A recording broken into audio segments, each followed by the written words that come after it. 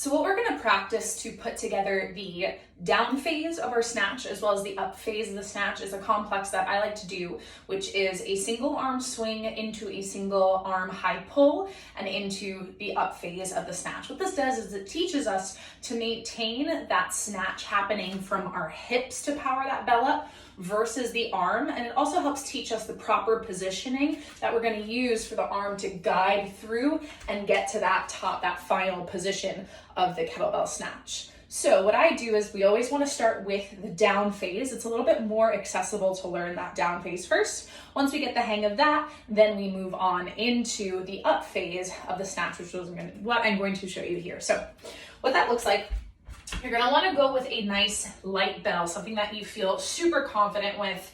This is an 18-pound kettlebell, so whatever you use as your light bell at home, you're going to want to use as well. And you're going to set this up just like a single arm swing. So we're going to take anywhere from 3 to 5 single arm swings, 3 to 5 high pulls, and then one more final snatch. Now what this looks like without the bell, of course, we're going to go for that single arm swing. Once we start to feel that momentum nice and solid in that single arm swing, we're going to start to take a little bit of an elbow bend.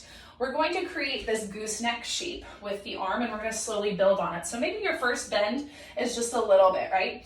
Then we're going to slowly increase as we can build some of that momentum until finally we're able to get that high pull right about here. I want to think that my wrist is right in line with my temple, my elbow is pulled in, and my wrist is slightly bent here. This is that final position. Once you feel like you've done enough high pulls to get here and you feel that float at the top, it should feel light, almost effortless, then we're going to use that last one to punch through and snatch at the top.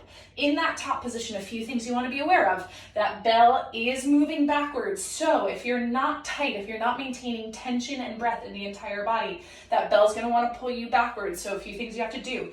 You have to push through your feet, squeeze up on those quads, those glutes, really crunch down on those ribs and punch up.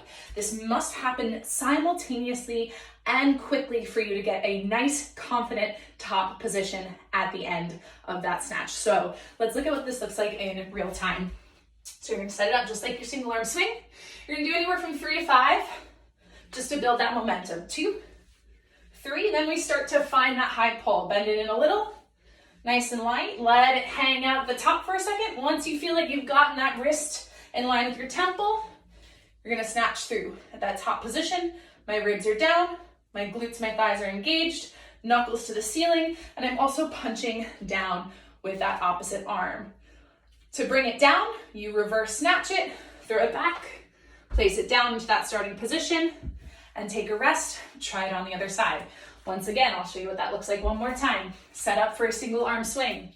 Give me 3 to 5. 1, 2, 3 or more. Start to bend it in. Start small, a little bit bigger, a little bit higher. Once you feel like you've got that good hang time, punch through, squeeze, nice and tight. Feeling that opposition of pressing down through the feet, punching up through that knuckles, and then reverse snatch as you know, to place that bell down.